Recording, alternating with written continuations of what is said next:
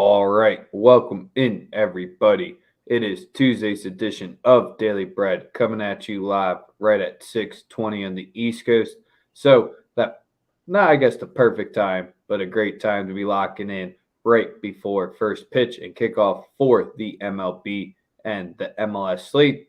We only got 13 games left in the MLB slate to go through, 5 MLS matches, so there's still money to be made tonight. And we hope everybody cashed out on today's, I would say, weird Champions League slate during the day. The show is powered and sponsored by the Wise Guys Diamond Club. Be sure to be hopping into their DMs to get tapped in for this weekend's package. Join for longer if you want to. We're live on Twitter. Hit that link up in the title if you want to be featured with Mo on our YouTube channel. We got the #1 subs out there dropping their best bets, whatever the hell they want to say. We got a lot to talk about today. We got some just sports talk at the end where we're just going to chop it back and forth, run you up a little bit closer to game time so we can lock in on the closing lines. So today in the chat, be dropping any looks, any questions. I'll start it up. We might go for a little bit longer than usual. Maybe it'll be the same amount of time. Who the hell knows, because the MLB slate is a little treacherous today with some big numbers, but you always know we got the value. Sosa, how you doing today? Pretty good, man. Still trying to figure out how Nathaniel Hackett got hired as a head coach in the NFL. Well, doesn't his dad know somebody, or wasn't his dad? Yeah, somebody? his dad was like a legendary. That's what it was. They were giving his dad one of those things during the game. He's a little bit before my time, to be honest. See, he's a little bit before my fucking time too. I'm not that much older than you, bro. I barely know the motherfucker. Okay, cool. I was just making sure that wasn't something. Never heard of his father before in my life. Sorry, I just heard about his dad last night. Never heard about that random man. See, that's how it is. It's all about who you know in life, man. Apparently, nepotism runs rampant in the NFL. I mean, Kyle Shanahan never played it down in the NFL. He's got one of the best jobs in football.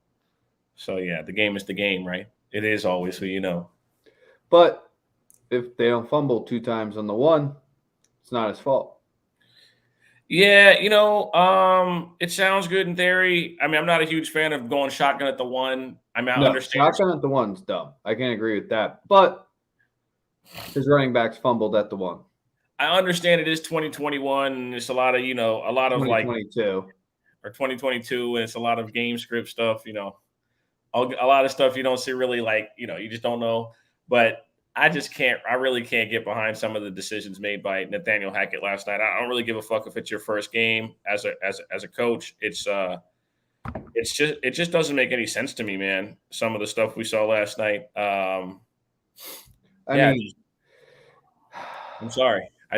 No, that's where I agree with some of it, but I want to say I just don't think Russ got the deep ball anymore, and that just completely limits that offense to a certain point because you saw the Judy play. It was still a little bit underthrown. I mean, he got open, but see, I don't agree with that though, because I don't feel like they took any deep shots naturally in the offense. Other than the Judy one?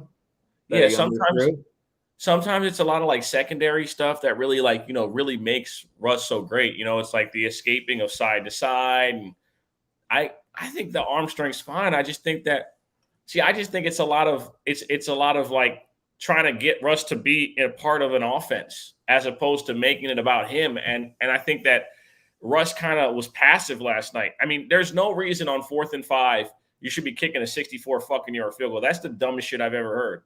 That is the dumbest shit I've ever heard. You don't got Justin Tucker on your team. There's no reason for you to be trying fucking 64-yard field goals. It makes no fucking sense whatsoever. And sorry. I think Hackett didn't want to say it, but he was trying to galaxy brain us by not allowing them to have too much time on the clock. Too much time? Bro, it's Geno. No, that's where he was trying to milk it down because against Geno fucking Smith?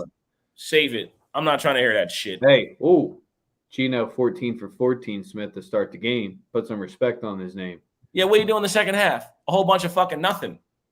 Nothing at all. They did fucking nothing. I give no credit to the Seattle Seahawks. They got lucky last night. Fuck that team. When San Fran sees them on Sunday and we tear them a new one, all this hype and happiness that exists in the city of Seattle will no longer exist. Fuck them. Yeah, we can get into more of some other of the talk at the end of it. We already got a lot of people tapped in with us. We appreciate that. Make sure to give us the like, subscribe, follow, retweet wherever you are. And if you're on Twitter, hit the link, jump over to the YouTube comments because I don't know. It's after 6:00. We might get a little wild on today's show. It's possible. It's definitely possible. Can't overreact. Yeah, okay. But yeah, straight into baseball, man. As y'all know, it's the end of baseball season. We try to take it light on certain days. I actually like some plays tonight that stick out to me. First game we're going to go to is the San Diego Padres versus the Seattle Mariners. We all are familiar with Yu Darvish's struggles on the road. This Seattle team's locked in. They're the best sports team in the city of Seattle. The best athlete in the city of Seattle is Julio Rodriguez. And we're going to go with the Seattle Mariners first 5 team total over 1.5. You're going to get it at anywhere from even to -110. Definitely worth the price. It's Yu Darvish on the road. It's a complete fade of him on the road, which has been very profitable to us when we have bet him this year. I think Seattle comes out here at the crib motivated, and I think they take care of business against Yu Darvish early and often tonight. Yeah, Dodgers. Only one who's really spoiled us, and that was the most recent memory of that one. Oh, word. You had to bring that one up, didn't you? Yeah, 7 scoreless. I have to give him his props when he does look untouchable because he does get into those grooves sometimes. Got to give him his credit when it is due. He has his Rain Man moments. That's absolutely facts. I can't lie about that. But I'm 100% on that play as well. We're on that one together. Yes, we'll be getting into MLS. Let me star that one up so we can get to that later. Yes, sir. All 3 of the games that I'm on also are on the West Coast, so you guys have plenty of time to bet them. Second bet of the night is in the Atlanta Braves San Francisco Giants game. We're going to go with the Atlanta Braves first 5 run line. It's at -115. Atlanta really in a heated race for the NL East, like we expected, like we told you would happen all year. They're 1.5 out right now. They had taken the lead last week, but the Mets are back on top of the division. I expect for Atlanta to come out here against Junis and be very, very good. Give me the Atlanta Braves first 5 run line at -115. It's my favorite play of the evening in that game. And they definitely need that dub tonight with DeGrom going against the Cubs. Easy to put it that way. No, yeah, but again, you're thinking the Cubs are going to be frisky. Yeah, I think what we'll see is that we'll see that division come down to the very last day of the year. I really do believe that. I do believe it. Like I said, it comes down to the very last day. The Phillies are taking it? Absolutely not. It's unfortunate that ship has sailed. You guys. Hey, I think 18 is our magic number. 18 is our magic number. I hope y'all make the playoffs because if y'all make the playoffs, y'all play the Dodgers first round, and we'll be at least one of the games. Yeah, you know what I mean. So like that's like the silver lining. That's a good way to look at it. Right, that's the silver lining for me. We'll be at least one of them. Right, so I'd be cool with that. It sure beats having to go to DC or fucking New York. If we play the Mets, I'll probably go to one of those games too. But either way, it's Dodgers. It's Phillies, hopefully in the first round. That'd be fucking amazing. I would love to see it. I am on my final play of the night is in the Dodgers game. I'm on the Dodgers run line like I have been all year. Number 1 team on the run line all season. Last night, perfect example. We needed the 5. Mookie Betts made sure we got 6 in the top of the 9th. Got us the team total, and yeah, it was all love. It all went perfect. And tonight is the night for the Dodgers to clinch. Magic numbers 1. Legendary Clayton Kershaw on the mound. You have to go Dodgers run line. It's at -120. I'm on the super run line myself. The official play for the show is the run line, but I do expect for the Bats to be alive, knowing that they close out the division tonight. We're 7 games clear of the team that's we're 9 games clear of the team that will be second. The quicker we get it over with, the quicker we get an opportunity to really just rest players up for the playoffs and just be refreshed and renewed for that playoff run. I expect Dave to do a lot of shuffling over the next couple of weeks just to make sure that our rotation is right and nobody's too fatigued entering into the playoffs, especially with the bullpen being overused at times. That would be my expectation over the next couple of weeks from the Los Angeles Dodgers, just because of how dominant they've been. 20-game lead in the division. you've never seen a team in this division up this much. There's literally no competition, no reason to really expend yourself. So I think the Dodgers handle business tonight. Magic number of 1. Season should end for the division tonight. And we move. Yes, sir. And we got some other nice spots on the board where you could be going at today because Toronto, they lost earlier today. So if you like the doubleheader backing the home team that lost first, you could be back in there with Manoah on the mound, I believe, who's starting that one there. So if you want to be rocking that one, can't hate up just too much juice, so maybe wait for it live. Same one with Montgomery, still has been cooking once again. You're paying a lot of juice. Your shorter juice has been coming in the Rangers game. So if you want to be betting them against the A's, go for it. We gave you our look in the Mariners games, which are the two that are right around the less than minus 25 spot. I got to say this. I thought the Yankees would fold. I thought they'd crumble. It looks like they're going to escape just by the skin of their teeth. It looks like they're still going to win the division. Because like we've talked about the fucking Toronto Blue Jays all season, a mirror of inconsistency. One day they're good, next day they suck. They go on a 5-game win streak, then they get hot at the wrong time, they get cold at the wrong time. So it's the parody of being a fan, I guess. If you're a Toronto Blue Jays fan, I don't know how you've tolerated that all season. It's you get surprised when they go on a run, and then when they suck, you're not surprised at all. Yep. So the game is the game. The classiest of classy stuff, so don't worry about it. They don't pay us enough to say their name. Oh yeah, but yeah, let's get to the most important part of the bets tonight. The MLS on a beautiful Tuesday. Actually, I don't think there's any weather issues throughout the United States. Damn, I wish we could have gotten this on Sunday, but here we are. Yeah, that's where you just got to throw away the Bears game. Can't take anything from that one. It's a fucking monsoon. Are you sure? Because the internet's telling me the season's fucking over. I know. That's how you know the internet's the internet. But we got one solid play I like for today. You got it right at the minus 101 price.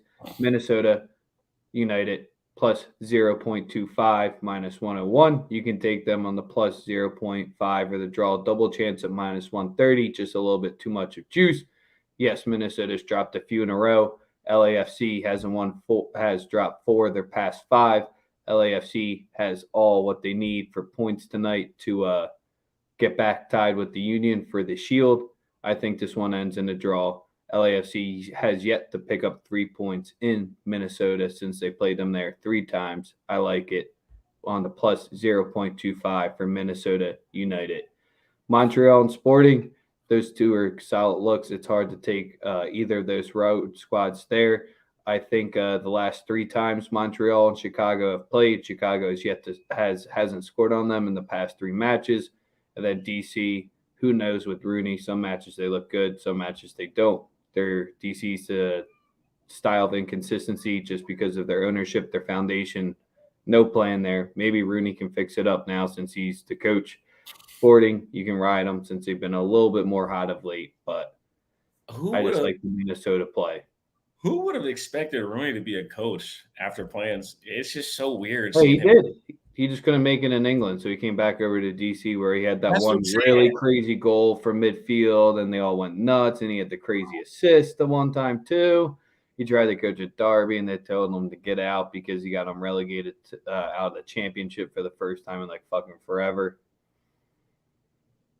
The game is the game, man. Yeah, Inter Miami crew, gross, lean the crew, but not trying to back a road team there. And then so I got one or at least one thing to talk about, maybe 2 or 3. We can just mess around. If the chat has stuff, you can drop it in there. I heard it today. I forget it was on a pod or a radio. Is Texas A&M about to face the same collapse that App State did, or that Michigan did after losing to App State? You see all the stuff that's coming out with them right now. The money might be a difference, but they're tearing down the videos. You're getting all their like secrets out. Recruits are just posting on Instagram. They ain't showing up. Yeah, it's too early. Again, it's going to be interesting to see how many players pick the bag instead of the program. I mean, we saw the That's the baseball. difference in today, but it was a really wild comparison I heard out on something Oh yeah, today. I know what you're talking about. I saw the one guy say he's not going to College Station anymore, and for me, bro, listen, Texas A&M went and got Jimbo Fisher before this NIL stuff was happening. For a They reason. they went and got Jimbo because they know Jimbo can get the 5 stars, whether or not they had the money, right? The thing is that can Jimbo coach those 5 stars? Because he had a shit ton of them at Florida State and he only got 1 chip. So it's no question whether he's going to get the recruits in. Money aside, he's going to get the recruits to come. It's just I don't know if Jimbo's a good enough coach because the team that he won with when he was at Florida State was fucking stacked, top to bottom. I mean, we got NFL talent on both sides of the ball, supreme NFL talent at that. So that's really it for me. I don't know if Jimbo's a great coach. I know Jimbo's a great recruiter. I know Ed Orgeron was a great recruiter and couldn't coach.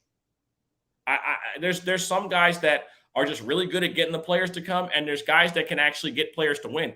You could say whatever you want about Urban Meyer. He was a great recruiter, but he's also a great coach. He won. Yeah. Horrible human being, but he got the 5 stars, and when he got him to come, he won with them. That's going to be the issue for him. For Jimbo. I feel like they just got that weird stink around them right now. Like it's because it's already not really a big destination school. The money's been the biggest thing the whole time that's gotten people there. Well, that was my I know the baseball program is going to be. I know the baseball program is going to be number 1 in the country. And they got 7 of the top 10 recruits in America coming. If they're not good, then the money should. The money is just who knows what the real issue is at that point. But yeah, that's a good one, Tim. Frost being out at Nebraska paid him a shit ton of money to make him leave earlier than he needed to as well because they didn't want to ride out the last few of the season. Should have never. They had their golden boy there.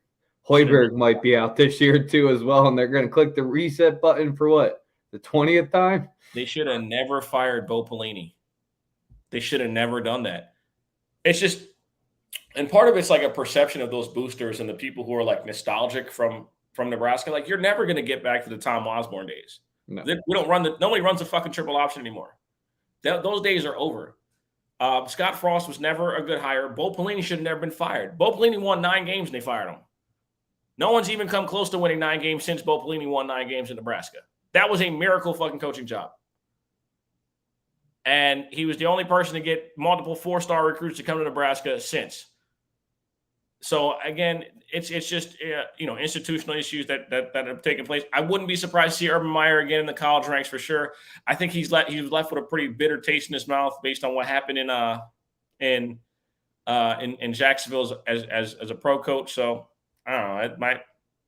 I could see him going back to college for sure. He'll be able to get the recruits. It's just about what school is going to be willing to pay him for him to be the face of their institution. Anything else in regards to college? No, that was really, I mean, other than your Notre Dame's quarterback out for the season. Just breezing over the L. You know what, man? Sometimes if you just ignore it, win next week. Like I said, if are you going to win this week? Like I said, if you just ignore it, it goes away. If you ignore it, it just goes away. Like just don't address it, and hopefully no one calls you out for it. Like that's just ignore it. Listen, man, it's a rough year. It's going to be a rough year for Notre Dame. I feel very, very bad for Marcus Freeman. Main reason is because he's a black coach at a PWI. And he's going to be going through it. I remember when Ty Willingham was our coach, and they didn't even want to give him a season. He was 7-4 his first season. They were calling for him to get fired immediately. I don't think he'll be fired. I do think though that what you're going to get is you're going to get fans that are upset. Listen, I'm upset. Losing to Marshall is unacceptable. I don't give a fuck who the quarterback is. What was the time of possession too? Like 45 minutes. That's like you can lose on a fluke play. You can lose on something wild. You can't get manhandled because that's what it was. If you get the time of possession like more than doubled at home against, that's really where it was. There's nothing I can really say, bro. Like it was embarrassing. It was an embarrassing situation. And again, like losing is one thing, but just like you said, basically getting dominated by a team that you would think is inferior to your program, which is why they got the money to come to South Bend and beat the fuck out of us. But bro, the quarterback play from Buckner was absolutely fucking atrocious. Like there's no way around it. He sucks. He was horrendous. So yeah, you just gotta move forward and hopefully, we rally and the defense continues to play well. But again, for me, it's tough, man. It's tough. Are you Byers and Cousins No. hype? Absolutely not. You saw Patrick Mahomes on Sunday? I don't give a fuck how video game-ish the offense is in Minnesota. He's not fucking with Patrick or the white boy in Buffalo. And I ain't gonna lie, like I'm not really like I never hated on Justin Herbert, but man, he's good at football. He's good. That motherfucker. My biggest thing with the Cousins hype is you saw Jefferson put up a Moss stat line where he had like 9 catches for 184 and the 2 touchdowns. So that's more of him. Jetta's doing the work than I think Kirk. Also, you got to give Kevin O'Connell a lot of credit. He brought an offense to Minnesota that is a lot more innovative than the bullshit we were seeing from Mike Zimmer for years. You mean not killing Dalvin Cook by week 6? Yeah, you don't say. Like, holy shit! You get some wild skill players on the outside throw, and I couldn't believe my eyes. I'm like, they're going vertical. Wait a second, I've never seen this before from the Vikings. So yeah, I like what O'Connell's installed. Obviously, you guys get him week 2 at the link, so that should be pretty interesting. Yeah, defense is going to be a little concerning in that one if we let the Lions just mess around shorts, garbage time shorts, whatever. St. Brown had a great day, so that's kind of where, yeah, it's going to be a lot tougher if we can't really control it and let the Lions do what they did to us. Is the Eagles' offense glorious? Because I saw a lot of wing T out there. I don't know, man. I saw a lot of read option. A lot of easy things to scheme against if you put enough tape in. Oh, We've seen it happen before, and someone's got run out. And then when you put it in schematically for a game or two and put it in, it works very well. But when you run it 100% of the time, it gets figured out real quick. We're gonna see. Worked real great for the first season. You get someone to go 27-2. Oh, we're gonna see, man. We are gonna see. I personally am not. I'm not here to shit on Jalen Hurts. A lot of people think that I don't like him. I personally believe he's a very good football player. I just don't know how great he will be. I keep calling him a fullback simply because, first off, I live in Philly, and 2, Eagles fans are fucking unbearable. The 3rd and 4th down play, he did play. It was wildcat to get the first touchdown. It was a wildcat. And let's be honest, that pick 6 loomed pretty large. That pick 6 was just you better be thankful you got that. Also, Lions always like to make things tough in the 4th quarter. That's always when they show up, though. Devontae Smith game's last game. We'll see. He's been a ghost the past 2 games. I don't think he has 1 catch or no catches his past 2 games. The Bucs. You got Jalen and AJ running around like they're best friends. Oh wait, they are best friends. Oh, okay, all right. Anything else you want to get into before we wrap it up? Yeah, a couple. I'm gonna share a couple early looks for the NFL since we got some people in here. Early looks for the NFL that I absolutely hammered. The Titans +10. I don't give a fuck if the game is in Buffalo or not. A 10-point spread on a team that's made the playoffs the last 3 years that haven't lost a game by double digits in forever. No way in hell that the Bills are 10 points better than the Tennessee Titans. Not a chance. That is the most disrespectful line I've seen in God knows how long. Absolutely, positively ridiculous. DJ, I'm on the Aces to sweep. That shouldn't have been a 3-point game the other night. I think the Aces sweep. They're the better team. They're the more talented team. The Connecticut Sun got very lucky to get out of the last round. The Chicago Sky should have won the series. They just bottled the game in the 4th quarter of the last game. I'm on the Aces to clean them out and just really dominate in the finals. I mean, the Sun are very well coached. They understand pace, so they try to make sure that they suppress the pace and make you play really demonstrative basketball to beat them. Isn't Becky Hammond the coach of the Aces? Yeah, Becky, of course, yeah. First year, Fucking installed a should be hell of the an Sixers offense. coach. They put a bunch of threes up. They get out in transition. Offensively, they're a juggernaut. And also, they have the Defensive Player of the Year in Asia Wilson and MVP. She won both this season. She's arguably the best player on the planet. It's between her and Brianna Stewart. We saw how they played against each other head to head last round.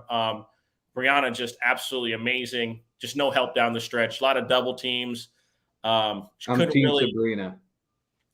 I think Brianna. Nah, Sabrina is an amazing talent, and I don't want to call her a hype train.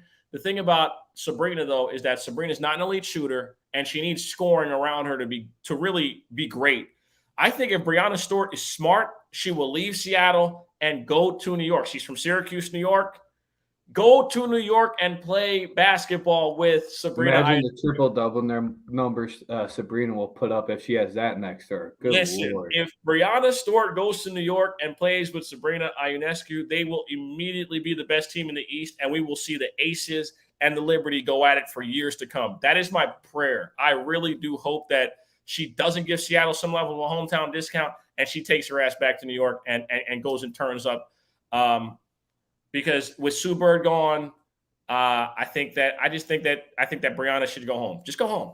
Go play ball with Sabrina. Go ball out. And just go back home. What else? Somebody said talk about the Niners. What you want me to talk about, man? We lost on Sunday in a fucking monsoon. I have no takeaways. I can't tell you what we did on tape because we'll probably never call those plays again. I can't tell you about what the defense did because we'll never have those conditions again. And if we do, nobody can anticipate. It was good in the first half. We really didn't. You're up 10-0.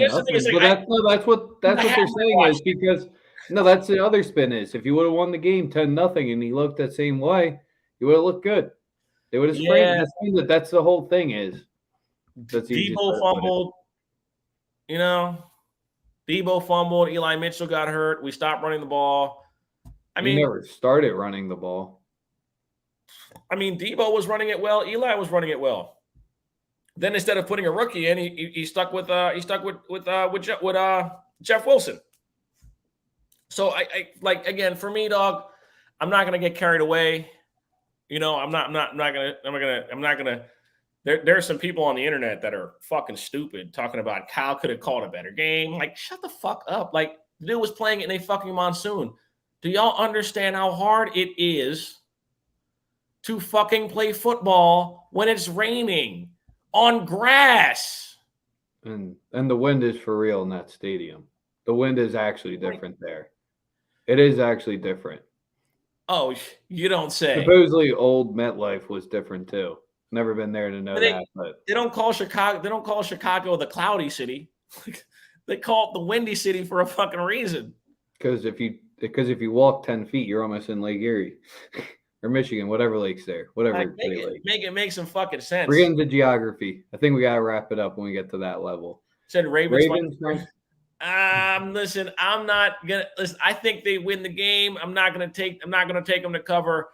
I think Miami plays him well. Miami's also played Lamar very well since his first game of his career. Remember his first game of his career, he went into Miami, put up 59, beat the shit out of him.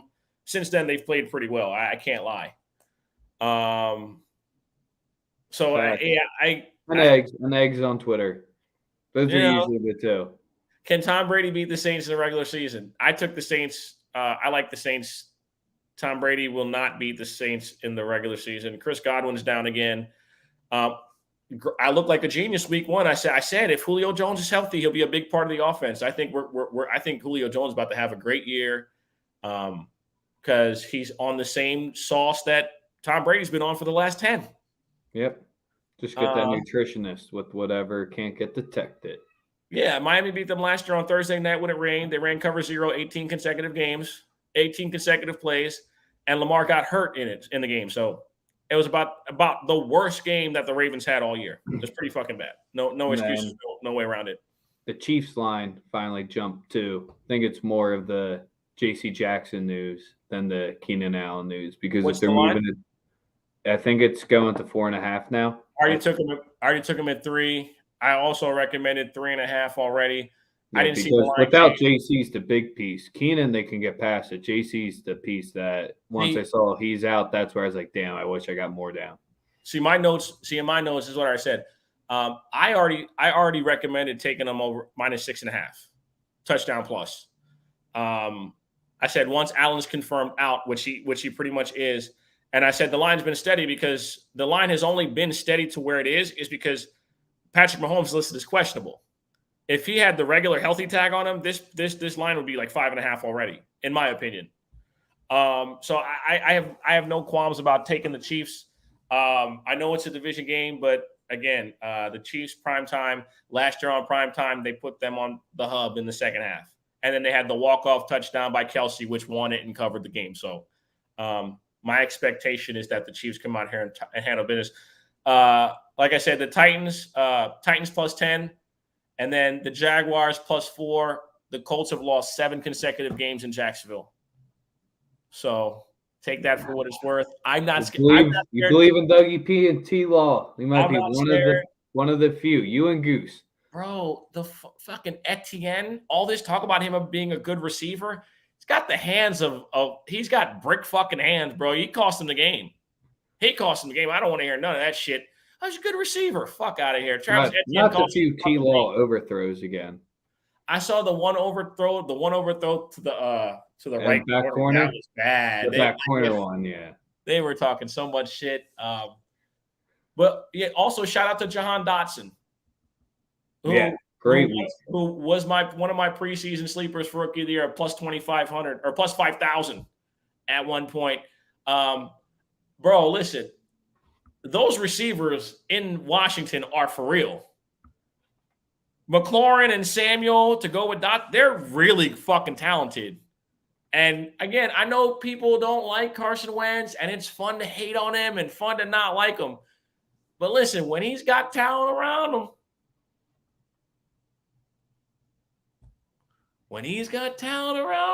he looked really good. He went 27-7 last year with the best running back behind him and no number one receiver. You give him the track team at receiver. I'm just saying, Washington might be a lot better than people think. Until tomorrow. To win the division. Until tomorrow. Once you get this pro Carson talk, I think just remember, Alex infected you. Like, retweet, follow, sub.